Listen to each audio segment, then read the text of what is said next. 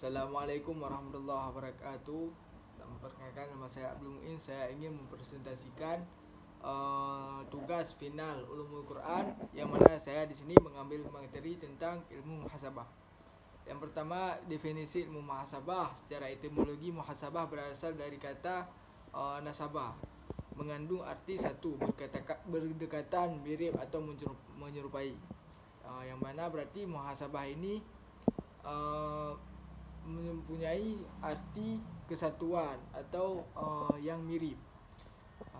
Zarkashi as Imam Fulana bin Fulan, ungkapan itu karena mengartikan ungkapan tersebut dengan dua orang yang mempunyai kemiripan atau kedekatan. Biasanya orang bernasab dengan orang lain, itu disebut dengan munasabah. Kata dua saudara, saudara sepupu dan semacamnya.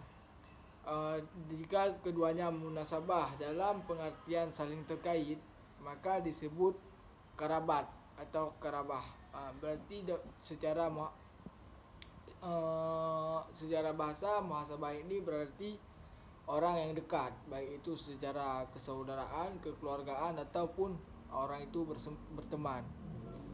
Di dalam buku berbahasa Indonesia dipakai beberapa istilah yang bervariasi sebagai sinonim dari muhasabah, seperti kesesuaian, hubungan, kolerasi, kaitan, pertailan, tanasub, refinasi, dan diantaranya tetap memakai istilah muhasabah itu sendiri. Berarti dalam konteks bahasa Indonesia, muhasabah juga dapat diartikan sebagai suatu kesesuaian atau hubungan, baik itu hubungan keluargaan, pertemanan, dan lain sebagainya. Itu mencakup sudah ke dalam muhasabah. Dan berikutnya saya mengambil tentang materi maki dan madani. Ada beberapa definisi tentang al-maki dan al-madani yang diberikan oleh para ulama dan masing-masing berbeda satu sama lain. Satu, berdasarkan tempat turunnya ayat. Jika didefinisikan surah maki dan madani,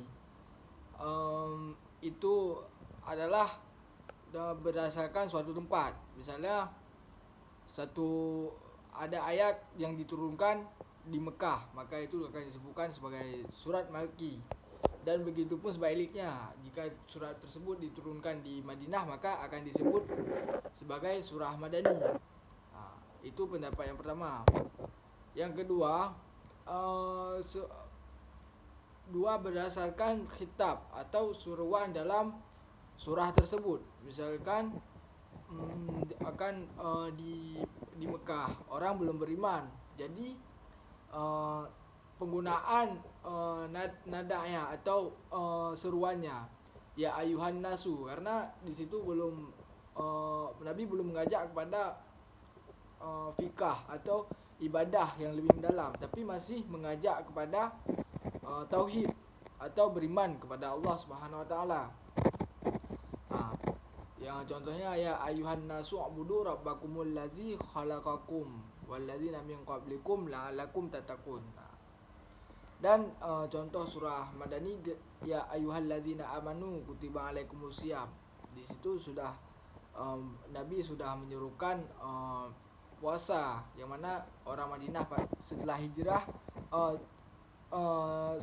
itu sudah banyak yang beriman, maka boleh Nabi menyampaikan kepada fikah atau ibadah-ibadah tertentu. Yang ketiga, ada pendapat berdasarkan masa atau fase, baik sebelum hijriah maupun sesudah hijriah. Ini pendapat yang paling kuat. Jika surah maki adalah surah yang diturunkan sebelum hijrah, baik itu dan surah madaniyah adalah surah yang diturunkan sesudah hijrah, baik itu diturunkan di Mekah ataupun di Madinah, tapi itu sudah termasuk dalam kategori sudah hijrah. Mungkin itu saya yang dapat saya sampaikan pada pertemuan kali ini. Saya akhiri, wabillahi taufiq wal hidayah. Wassalamualaikum warahmatullahi wabarakatuh.